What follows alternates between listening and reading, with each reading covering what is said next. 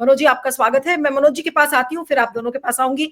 मनोज जी, ये जो अशोका यूनिवर्सिटी के प्रोफेसर को गिरफ्तार किया गया और जो बाकी गिरफ्तारियां हो रही हैं या धरपकड़ हो रही है कि खबरदार आपने ऑपरेशन सिंदूर पर कुछ लिखा या बोला, ये मैसेज क्या है? क्या मैसेज देने की सरकार कोशिश कर रही है? ये तो हम डिस्कस करते ही रहते हैं कि हर कुछ दबाने की कोशिश सरकार करती रहती है, सेंसरशिप है, फ्रीडम ऑफ एक्सप्रेशन पर अंकुश है, लेकिन ऑपरेशन सिंदूर पर बात करना, क्या हम एंटी नेशनल हो जाते हैं या इसका मतलब ये हो जाता है कि हमको पाकिस्तान से पैसे आ रहे हैं, या फिर इसका मतलब ये होता है कि हमको चाइना पैसे दे रहा है इस तरीके के कार्यक्रम करने के लिए? क्योंकि मेरी भी बहुत ट्रोलिंग हुई थी, एक क्लिप बड़ी वायरल हुई, उसमें मुझे लोगों ने लिखा कि आपको चाइना और पाकिस्तान से पैसे मिले इस तरीके की बातें करने के लिए। तो मनोज जी, आज सवाल यही है कि ऑपरेशन सिंदूर पर मुंह खोलना, लिखना, बोलना क्या अपराध है? जी, सभी साथियों को मेरा नमस्कार। मैं नीलू जी, ये बात पूरी जिम्मेदारी से कहूंगा कि इस देश में सवाल पूछना ही मेरे ख्याल से देशद्रोह का कारण बन गया है। अगर आप सवाल पूछेंगे सरकार से तो आप देशद्रोही हो जाएंगे। उसके पीछे एक ही कारण है।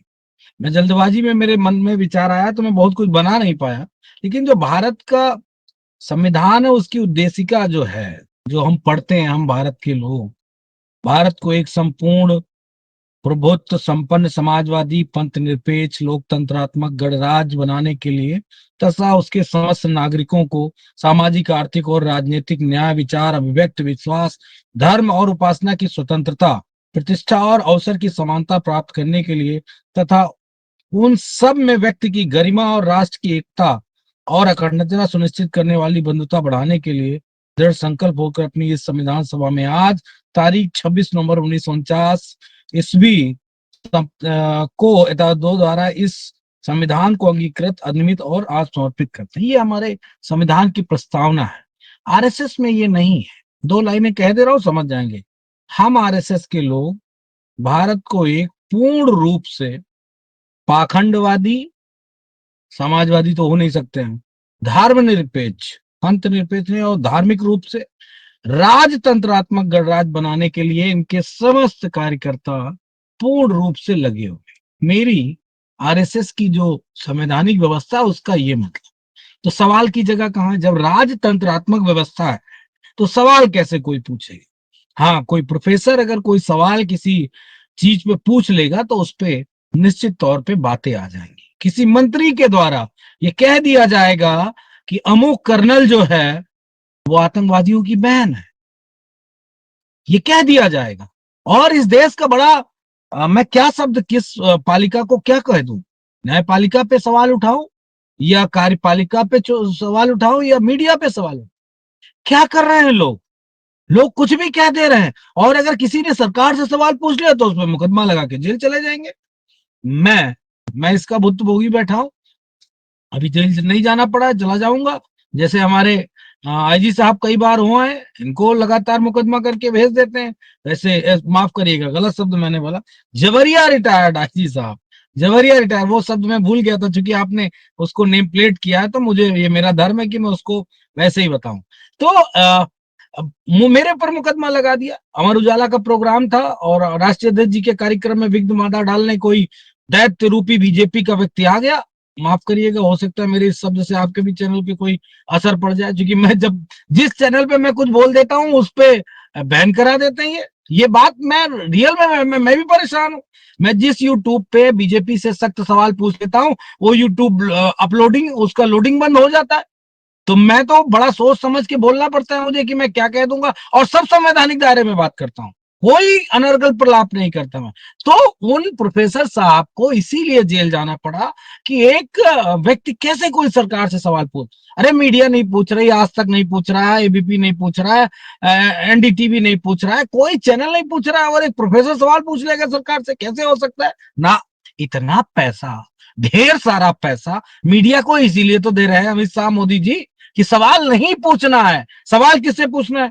विपक्ष से, हमारे नेता से, हमारे विपक्ष दलों के नेताओं से सवाल पूछना है कि बताओ कि सीज में भी जीत का जश्न मना रहा है। अरे सीज फायर हुआ है, ये मैं नहीं कह रहा, अमेरिका का राष्ट्रपति कह रहा है कि सीज फायर हुआ है। सीज फायर जीत फायर नहीं होता है। शर्म नहीं आती इन लोगों को? शर्म नहीं आती इन लोगों को कि सीज फायर पे दस्तखत कराए हो? अरे जीत जीत जीत होती है युद्ध में, उसके लिए जीत लिखी जाती कि हमने हराया है और जश्न मना रहे। अब ये पाखंड, ये देश को भ्रमित करने का जो तरीका है, ये नए भारत की सोच है। और 2014 में जो भारत अ, आजाद हुआ है, आरएसएस, वही हम आरएसएस के लोग वाले, उन लोगों का यही प्रावधान है, यही तरीका है, और वो इसी पैटर्न पे इस देश को आगे ले जाना चाहते हैं, जो संवैधानिक ढांचे के हिसाब से गलत है, भारत के नागरिकों के अधिकारों के हिसाब से गलत है। और मैं ये मान के चलता हूं कि इसका प्रतिकार आने वाले समय में बड़ी तेज गति से मौजूदा सत्ता को देना पड़ेगा, क्योंकि आप लगातार जो चीजें कर रहे हैं, ये चीजें इस देश में लोकतांत्रिक प्रक्रिया में हुई नहीं है। एक इमरजेंसी को अगर हम छोड़ दें, तो इस देश में सबको अपने सवाल पूछने का अधिकार है। आप जिस मीडिया से आप सवाल नहीं पूछ पाए, कि जिसने लाहौर और इस्लामाबाद रात भर में आपकी सेना को पहुंचा दिया था, सेना को सवाल पूछना चाहिए था कि हम तो अपने बॉर्डर से उन पे अटैक कर रहे थे, और आप हमको बताइए कि हम वहां तक पहुंच गए।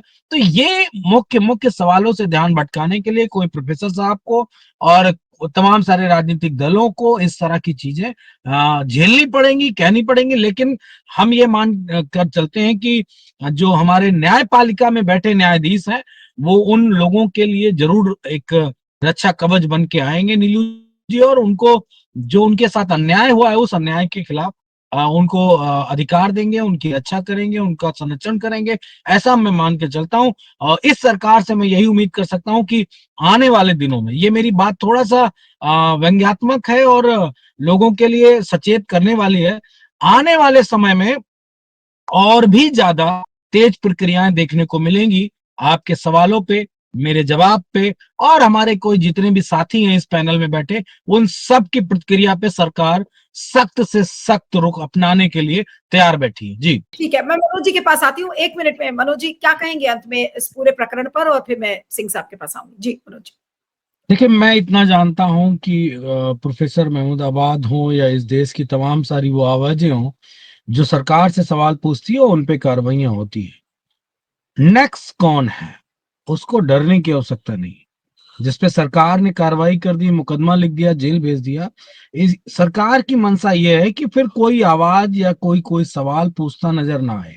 तो ये हमारी, आपकी, हम सब की ये जिम्मेदारी बनती कि हम लोग लगातार सवाल पूछे सरकार से, और सरकार के जो कारनामे हैं और जो असफलताएं हैं, उनको भारत की जनता को बताना, यही एक बेहतर बेहतर राष्ट्रवाद और बेहतर सामाजिक व्यक्ति होने का सबसे बेहतरीन सर्टिफिकेट है।